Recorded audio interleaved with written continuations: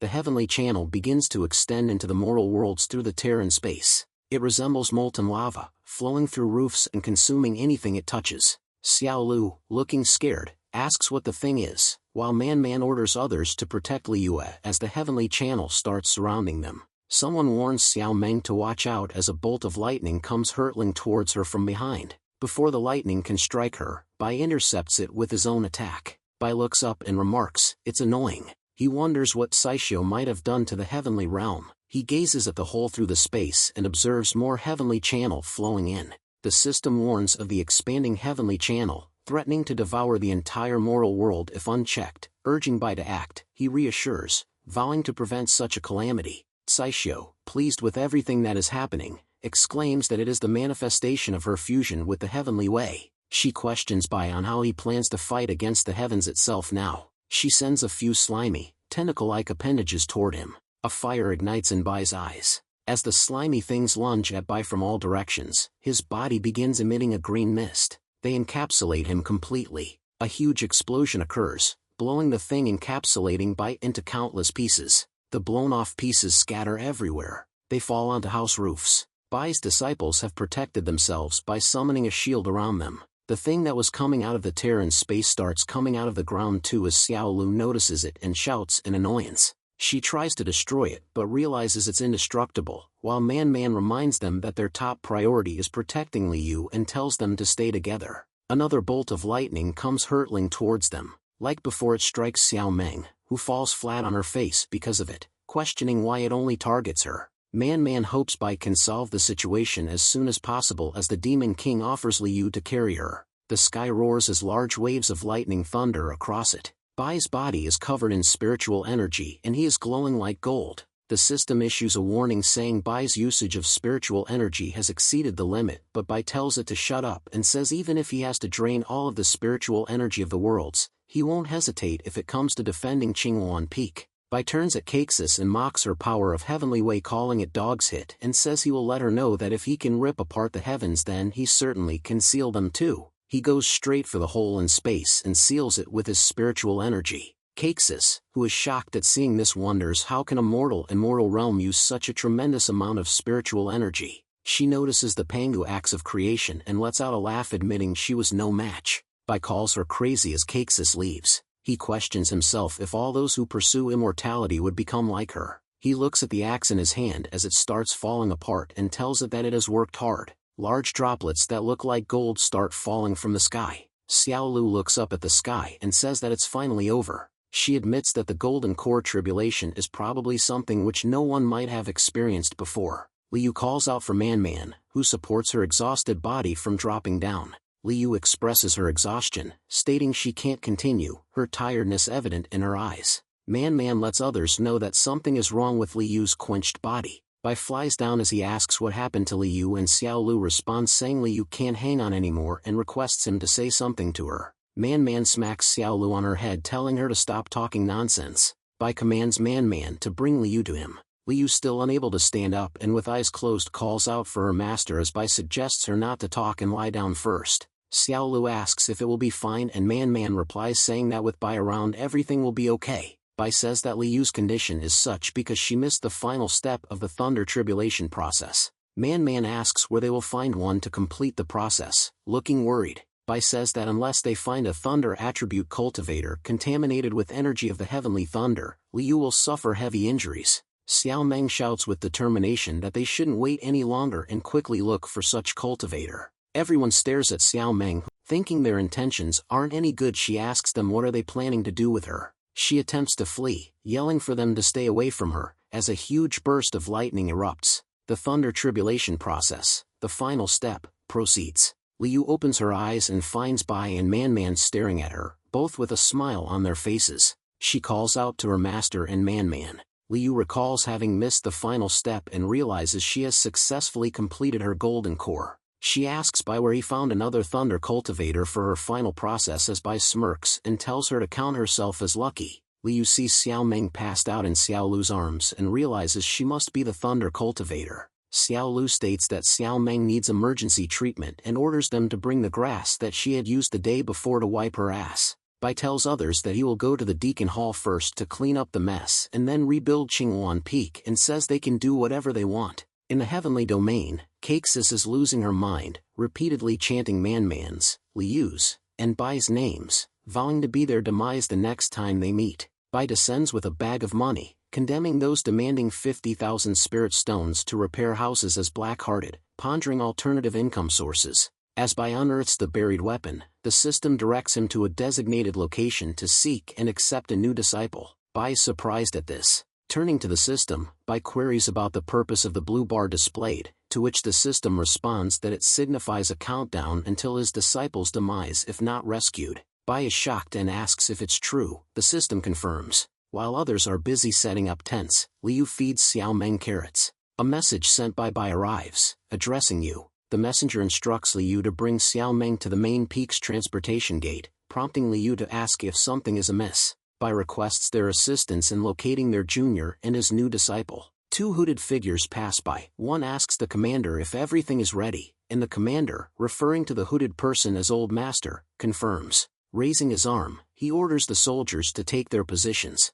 The two hooded figures walk towards a gate, instructing guards on either side to delay as much as possible, promising rewards later. They walk through the gate. Once across, Lu Hengzhong, the first hooded figure in a Lu family patriarch, reveals his face with concern, stating that the killers are already in the city and refusing to let the other person leave. The other person acknowledges fault for breaking off the engagement. Removing her hood, she reveals herself as Nalan Duo, expressing concern about not wanting to drag her uncle down with her. With tear-filled eyes, she implores her uncle to allow her to confront her pursuers and fight to the death. The uncle cautions against impulsivity, citing his responsibility for her safety and understanding her decision to break off the engagement due to her intended spouse's cruelty. He assures her they'll be safe once people from the Immortal Alliance arrive. Behind them, someone addresses Lu Hengzhong, admitting underestimating him. Two individuals, one in a white cloak with a hood and the other in black, emerge holding severed heads.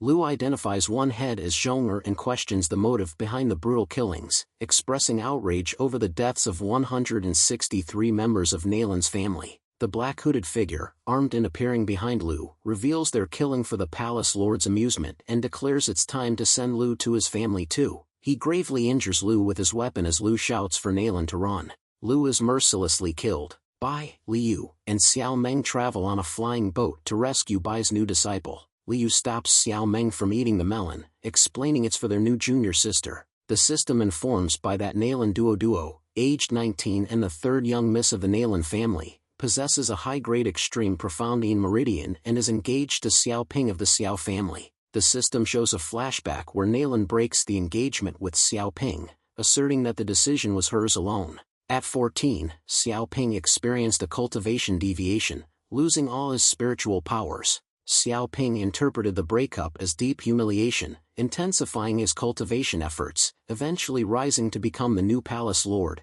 massacring the entire Nalan family in pursuit of redemption. After hearing Nalan's past story, Bai wonders why it sounds familiar. The system issues a red alert, warning Bai that his disciple is about to die, catching Bai off guard. Saying they need to hurry, he urges the others to hold on tightly as he speeds up the flying boat to its maximum. Long ribbons resembling tentacles coil tightly around Liu and Xiao Meng as the flying boat accelerates to its maximum speed, securing them in place. Nalan angrily berates the two men for killing her uncle, but the one in the white cloak reassures her that as long as she accompanies them back to the Bloodsword Palace, she will be safe. He warns her that if she doesn't comply, the lives of the few remaining members of the Lu family hiding in the back residence will be in danger. Nalan, looking grim, agrees to go quietly, pleading for the safety of the Lu family, to which the one in the white cloak approves. He reassures Nalan about Palace Lord Zhao's treatment, while the other man in the black cloak raises his flaming fist. He releases the flames, causing Nalan to turn around and question his actions, while the other man produces a similar phenomenon on one of his hands.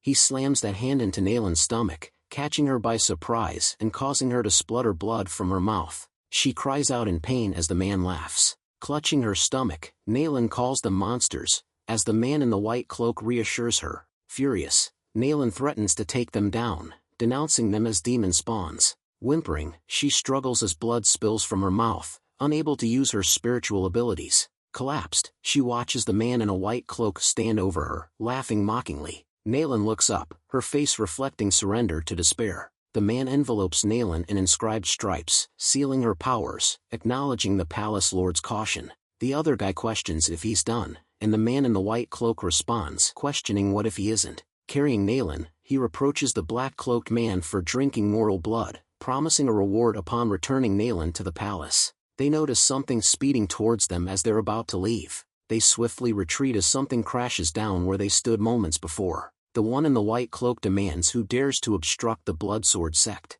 Blinding dust obscures their vision, leaving them unable to discern the newcomer's identity. As the dust clears, Bai appears on his flying boat, indifferent to their allegiance, ordering them to release their captive. He threatens to grant them a peaceful death if they comply. Mingshi from the Bloodsword Palace warns Bai against stealing, but Bai casually admits his intention to steal. Bai extends his arm and commands, "Come," with a flick of his finger. Nalan's cocooned body flies off Mingshi's shoulder as he tries to catch it, expressing astonishment. Mingshi attempts to reclaim Nalan using the binding immortal rope technique. Bai intensifies his spiritual power, shouting for Nalan's body to come to him, thwarting Mingshi's retrieval attempts. The bindings on Nalan's body tear apart, revealing her unconscious form. Mingshi concentrates harder, vowing not to let Bai take his possession. Excitedly, Bai questions if Mingshi is attempting to compete in spiritual power. Nalan's clothes are torn apart. Bai is shocked and curses angrily at the sight. Mingshi is left speechless. Xiao Meng is impressed by Nalan's naked body, complimenting her beauty, while Liu questions Bai about the situation. Bai grabs Nalan's unconscious body and orders Liu and Xiao Meng to handle the two men from the Bloodsword Palace. He instructs them to leave the men alive as he vanishes with Nalan in a burst of spiritual energy. Mingshi acknowledges Bai's strength and orders the other guy to gather his blood double, charging up his blood chi. Mingshi hurls the blood chi, called a blood slash, at Liu. Liu jumps to evade the attack. Mingshi commands the blood chi to explode. The explosion occurs behind Liu, ready to engulf her. The second guy employs the shadow blood copy technique, creating multiple duplicates of themselves and propelling them in every direction. Xiao Meng summons rope-like strings, declaring no escape for any of the clones. The second guy plans to teleport out if any of the copies escape. Mingshi is horrified as binding ropes unexpectedly ensnare his face. All duplicate copies are destroyed, surprising Mingshi, while the other guy questions Xiao Meng's power level. Liu escapes from Mingshi's bloodfold, releasing a burst of lightning, surprising both Mingshi and the other guy. Liu unleashes her moon-will thunder attack, with electric current crackling in her eyes. Lightning emerges from the ground, crumbling the surface, while Mingshi realizes something below them. An enormous lightning ray ensnares both Mingshi and the other guy, as Xiao Meng considers offering Liu a melon later. Bai uses his spiritual energy to revive Nalan, discovering her dantian sealed with blood chi, deeming it a nasty seal. Nalan regains consciousness, whimpering in pain. Bai inquires about Nalan's discomfort, but she struggles to comprehend the situation. Nalan attempts to attack Bai, but he restrains her and reassures her of his intention to save her. Nalan accuses Bai of shredding her clothing, prompting Bai to explain it was accidental and caution her due to the seal on her dantian. Nalan cries out in agony, expressing pain. Bai advises Nalan not to move, explaining the severity of having blood chi seal one's dantian, and begins to heal her with spiritual energy. Despite the pain, Nalan questions Bai's identity and motive for helping her. Bai assures Nalan of her recovery, introduces himself, and offers her discipleship. Surprised by Bai's true identity, Nalan questions if he is the infamous Trash from the academy. Being called Trash leaves Bai speechless. Bai admits to being that Trash and focuses on repairing Nalan's dantian, exerting immense spiritual energy as she requests gentleness. Nalan, wrapped in Bai's coat, shoots him a fierce look as he wipes sweat from his face. The Bloodsword Palace men are bound, unable to move, as Bai expresses disappointment, branding them as the scum of the cultivation worlds for attacking a mortal. Nalan is surprised that the Bloodsword Palace men, despite being at the peak of Golden Core, were easily defeated. Liu greets Nalan, recognizing her as a junior sister, while Nalan notes Liu's early stage of Golden Core. Liu criticizes Nalan for clinging to Bai's clothes, prompting Bai to clarify that Nalan hasn't agreed to join them yet. Liu suggests Nalan reconsider joining them, as not many people are fortunate enough to become Bai's disciples, while Xiao Meng observes Liu's demeanor. Nalan ponders Xiao Meng's demonic appearance and wonders how Bai, with a high-level demon disciple, could be considered a crippled trash. Nalan clenches her teeth in anger, recalling Xiao Ping's actions against her family. She stands up and calls for Bai, who asks if she has decided to join him. Nalan kneels and begs Bai to accept her as his disciple, which he does with a smile, making her his third disciple. Bai gives Nalan 2 books as part of her initiation. Nalan expresses concern about suffering chi deviation, fearing she can't cultivate anymore. Bai offers to destroy the Blood Sword Palace for Nalan, but she bows deeply in gratitude instead. Holding Nalan's shoulders, Bai questions if helping her seek revenge will ease her rage, confusing Nalan. Bai explains that cultivation requires purity of heart and clarity of thought, telling Nalan it's her challenge to overcome. Startled, Nalan admits she doesn't understand and believes Xiao Ping, a talented cultivator, must take her revenge. Bai uses the heart-calming talisman technique on Nalan, urging her to calm down and listen. He encourages Nalan to open her mind, dismissing Xiao Ping's talent in his presence, and suggests she takes revenge on the Blood Sword Palace alone, prompting Nalan to question her capability for such a task. With confidence, Bai assures Nalan that he never lies and summons a blade. He hands over the blade to Nalan, saying it will be his first lesson to her. Bai asserts that grievances and debts must be settled and instructs Nalan to use her most dreadful method to deal with the Blood Sword Palace scum still on the ground. With hesitation, Nalan agrees, her eyes filled with disdain toward them. It's the Blood Sword Palace. 2 guards discuss their master's plan for the lady from the Nalan family, with one revealing the Blood Sword Palace's practice of killing girls after doing it. The first guard fantasizes about sharing the woman meant for the palace master, before the guard behind him is suddenly sliced in half. As he turns to inquire about the silence, his face is sliced in half, blood oozing out. 2 women, their swords dripping with blood, discuss the remaining time of their 2-star hidden spirit talisman, expressing regret at having only half an hour left of stealth. They plan to head to the main hall to find Xu Ping and suggest beheading him first upon arrival. Mo Shi of the Guangling Prefecture Mo family, at the peak of Golden Core, questions her companion, referring to her as sister, about the risk they are taking for a single scholar. Mo Ran, Mo Shi's sister from the same family and also at the peak of Golden Core, asserts that they aren't risking everything solely for one man. Mo Ran expresses her desire for the imprint granting access to the abode. Mo Shi voices concern that they can only fight against a nascent soul, but Mo Ran reassures her, citing their stolen talismans for assistance. Mo Shi acknowledges Mo Ran's intelligence, and they decide to proceed. Sensing disruption ahead, Mo Ran questions the situation, and Mo Shi identifies the activation of the protective sword formation. They realize someone is invading the Blood Palace as a large golden object. Bai's flying boat approaches from above in the sky. On the flying vessel, Yu gives Nalan the silk word for her protection, prompting protests from Xiao Meng about their depleted supply, but Bai urges them to prepare as he descends first, reminding Nalan to bring the talisman. Bai confidently jumps off the vessel, knowing the palace master is only at nascent soul level. In the palace, commanders panic upon realizing the infiltration and loss of contact with envoys. Palace master Xu Ping, at peak of nascent soul, prepares for potential attack, confident in his sword formation. Xu Ping's ring emits a voice, urging him to summon his blood puppet before it's too late. Xu Ping, addressing his great ancestor, activates his shadow blood puppet, and the ancestor responds that the intruder is only in the revolving light stage. Bai descends, charging at the palace with a fierce grin.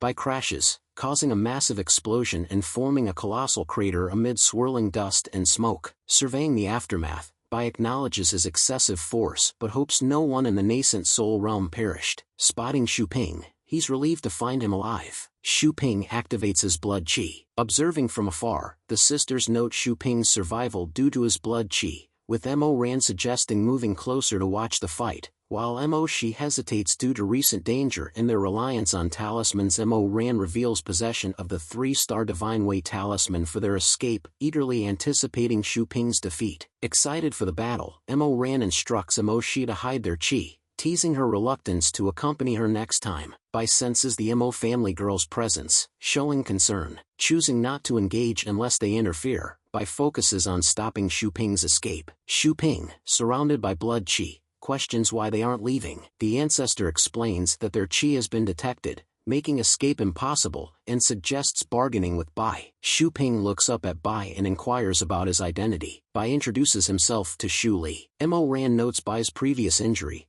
prompting Mo Shi to question her stealth knowledge. Mo Ran recalls Bai's injury while sealing a demon world portal but doubts its accuracy. Mo Ran expresses interest in Bai's academy, prompting Mo Shi to ask if she admires him. Xu Ping questions Bai's motive for attacking the Bloodsword Palace, recalling the Academy's spread rumors about Bai's disability. Bai clarifies that the Academy holds no grudge but his disciple seeks revenge on Xu Ping. Bai acknowledges the justification for sect destruction but offers Xu Ping a chance. He proposes a duel to the death with his disciple as the condition for Xu Ping's freedom. Xu Ping identifies Nalan among Bai's disciples. He mutters her name with rage. Xu Ping questions Bai if he will truly honor his word if he defeats Bai's disciple, to which Bai affirms his commitment to keeping his word. With a smile, Xu Ping inquires if Bai won't intervene even if he severely injures Bai's precious disciples. Bai agrees not to interfere, stating that it's Nalan who seeks personal revenge. Xu Ping bursts into laughter upon learning that Nalan desires to kill him herself. He challenges Nalan, his eyes brimming with evil intent. Nalan informs Bai of her decision to fight, and Bai encourages her, reminding her to use the treasure he gave her wisely, ensuring she won't lose. As Nalan advances towards Xu Ping,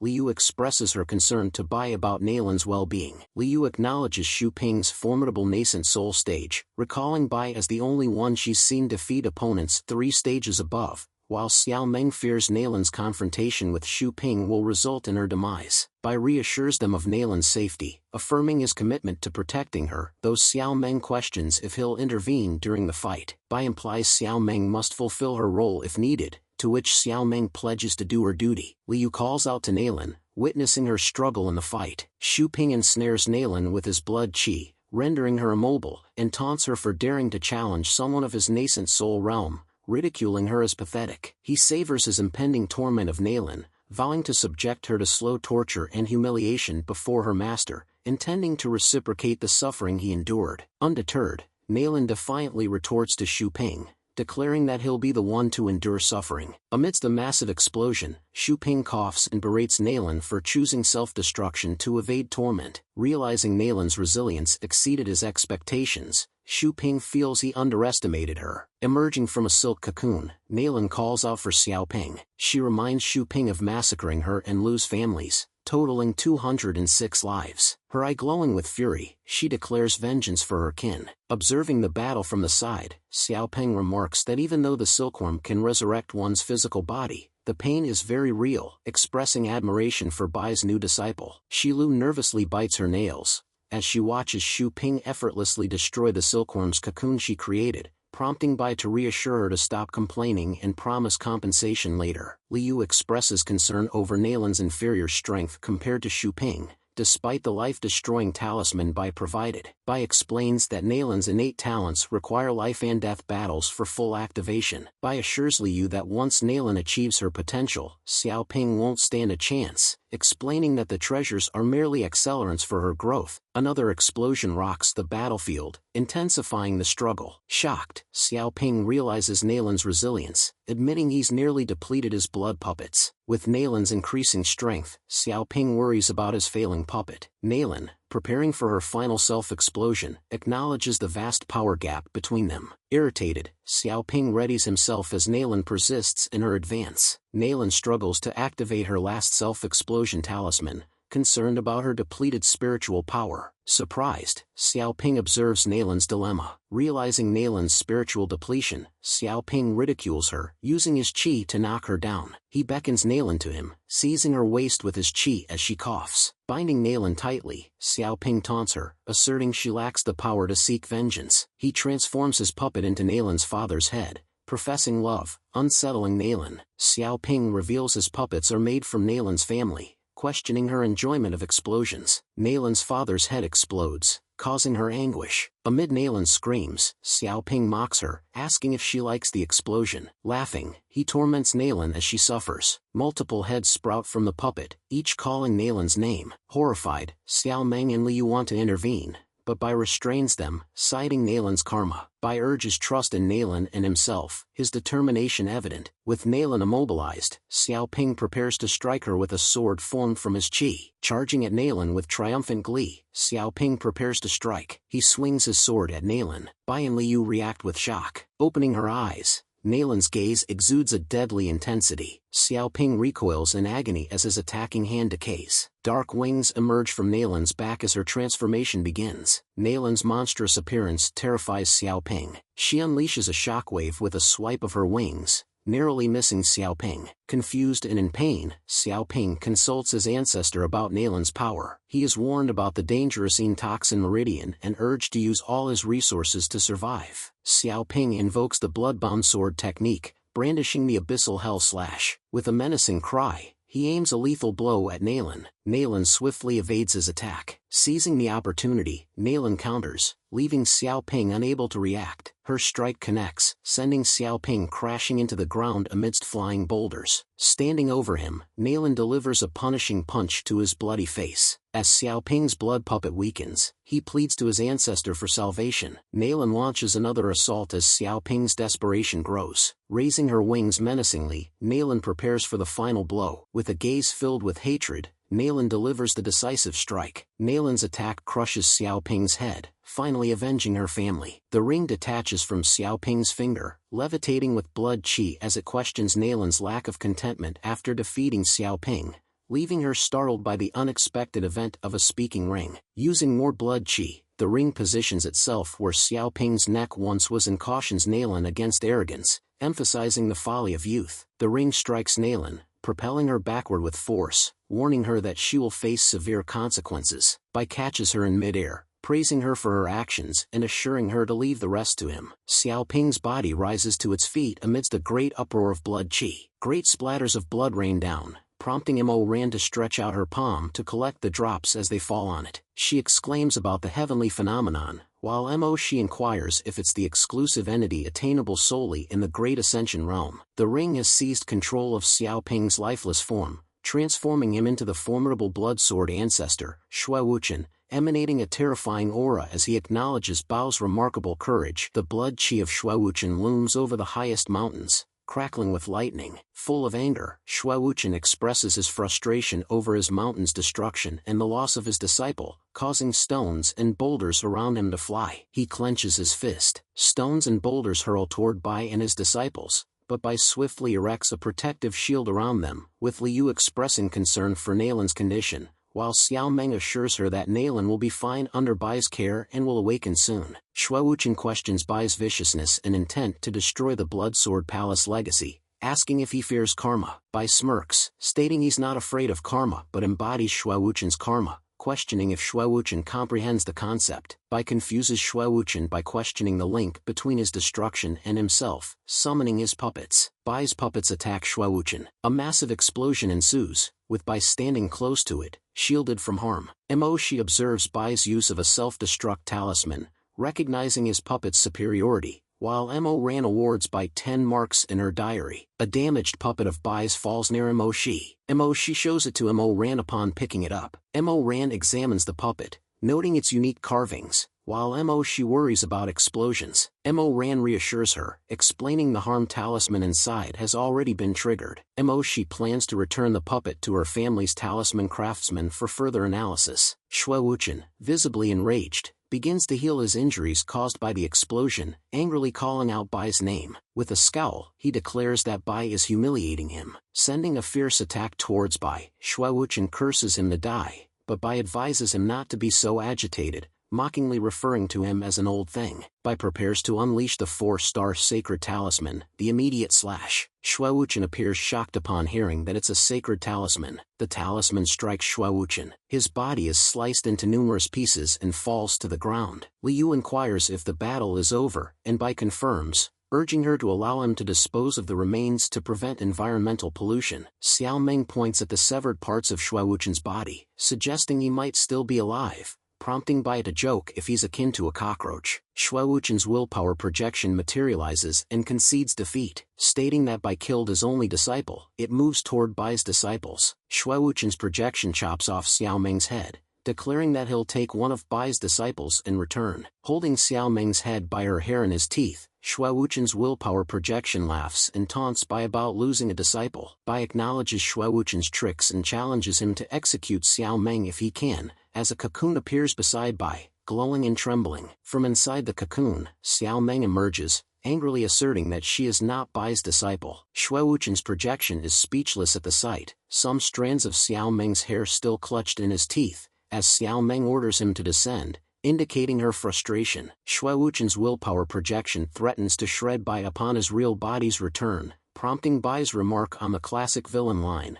while Xiao Meng expresses frustration at losing her last molting for the month. Bai turns to the concealed Mo sisters, instructing them to proceed with whatever they came there to do, noting that the Xian Alliance will arrive soon. Mo Shi and Mo Ran, who are supposed to be concealed, are unsurprised that someone as powerful as Bai noticed them, and both of them greet Bai, clasping their hands together in respect. Bai reassures the Mo sisters they needn't show etiquette, mentioning his long-standing relationship with their family head, and Mo Ran expresses surprise at Bai knowing their grandfather. Bai laughs, recalling the old man's frequent purchases of talismans from him over the years, and asks why they came to the Blood Sword Palace. Mo Ran explains her quest for vengeance against Xiao Ping for killing her best friend's family, while Mo Shi reveals she was dragged along and requests Bai not to inform their grandfather. Blushing, Mo Ran admits she didn't expect Bai to handle her business personally. Bai chuckles and decides to let the sisters handle the remnants of the Blood Sword Palace's outer courts. Bai bids farewell, asking the sisters to convey his regards to their grandfather before flying off to his academy. Mo Shi jokingly suggests Mo Ran scratch Bai's name out of her books as she'll never win him, leading Mo Ran to blush and inquire what she means. On Bai's flying device, Nalan sleeps while Xiao Meng grows tired and impatient, irritating Lu Yu. As they head home, the system congratulates Bai on completing the world mission and rewards him with increased feats, but he's disappointed, feeling his reward pales in comparison to Nalan's. A paper swan flies towards Bai. The swan informs Bai he must represent the academy at the Ling family ball in Tianxing City. Bai informs the others of the change, heading towards Tianxing City, disappointing Xiao Meng. Displeased, Xiao Meng expresses her desire to go home loudly, prompting Liu to call her noisy. Xiao Meng teaches the process of making a body double molt. First, a drop of Mi Meng's blood essence is required. The blood essence initiates the formation of a cocoon. After 10 days, the process is completed. Little Meng emerges from the cocoon. Little Meng stitches the cocoon back together after emerging, with her lifespan lasting only a single day. Thus, a revived molt is created. Xiao Meng takes the molt away from Little Meng, causing her to complain in anger. To calm the upset Little Meng, Xiao Meng allows her to spend time with Wu Tui, the Demon King, with whom she shares a close bond, playing together for the entire day.